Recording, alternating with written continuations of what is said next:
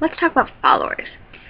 You know, that number that most people seem to be concerned about, and even if you're not really concerned about it to the point where you're going out and trying to look for followers, you know that number means at least something to you.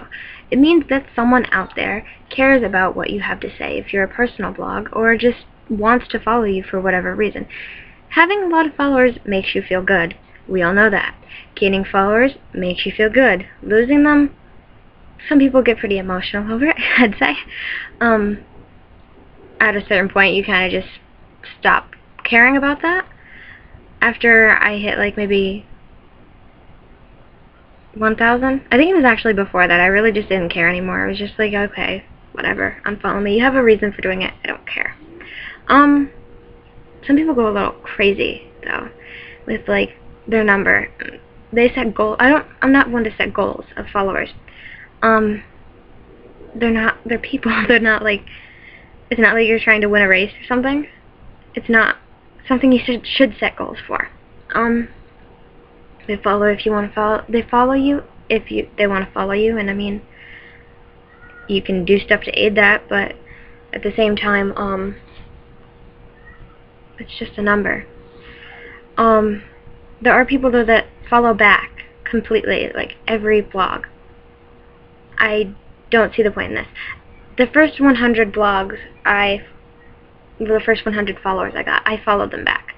I have to say I'm not following 90% of those blogs anymore. They are just not my thing. I think that's how it should be too, because it's okay to not like certain blogs. It's okay to have certain things you reblog, and it is okay to follow blogs that are similar to yours, so that you have things to reblog that fit your interests or the theme of your blog. My dog is barking.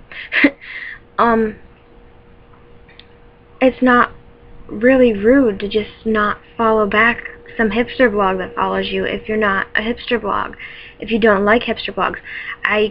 I've ended up following hipster blogs, normally from doing promos. I'll admit it. These are blogs I do not plan on following long term. It is a douchebag move. I am well aware of this. I don't unfollow them the next day or anything like that. It'll be like a month. But eventually, once my dash starts getting too many hipsters on it and I get annoyed, I will unfollow them. That's just me. I mean, there was even this vlog I followed for the longest time. I didn't even like it, but I talked to the person and I felt really bad about not wanting to follow them. But I finally said, you know what, I'm just like a useless follower. I don't reblog from them. I don't like anything they post. So I just unfollowed them, and honestly, I felt better about it. People will follow back anything and everything. And I mean, you can only, from what I've heard, you can only follow up to 5,000 blogs. Just think that if you are one of those blogs that end up getting a ton of followers and you follow everyone back, there's going to be a point when you can't. And then people are going to actually follow you because they like your blog and not just because they're going to gain a follower. I don't see why you do it anyways, because there'd be stuff you wouldn't even want on your dash. Like, I don't know. I want to condense my dash down to stuff that I like. I mean, even if someone posts some things I like, but it's like not as common. I mean, if they post more of stuff that I wouldn't reblog, I might follow them for a while to see if that's normal, or if maybe that was just like a random night where they were just reblogging certain things like that.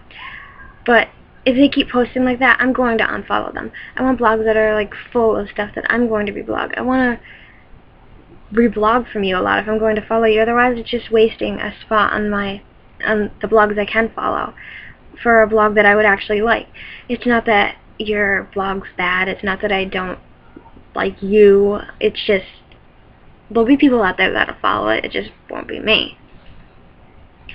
But to go and follow back every single blog is just like, I think that's kind of why your dash ends up being, your blog ends up being like a mess. I hate blogs that are like that.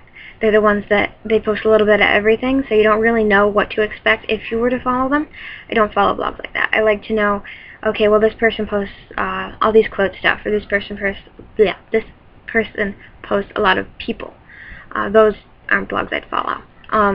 Or, you know, this blog posts like luxury stuff. I post a lot of stuff. And nature. I follow blogs like that, because I mean, you can tell what they follow.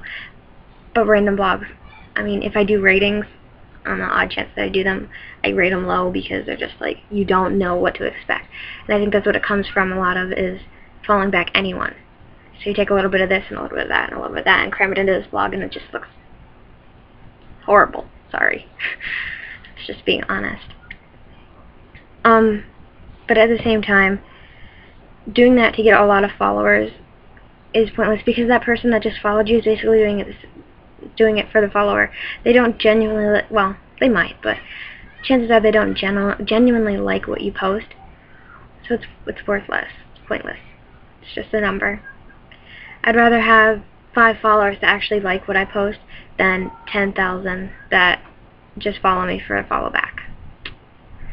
And that's my take on that.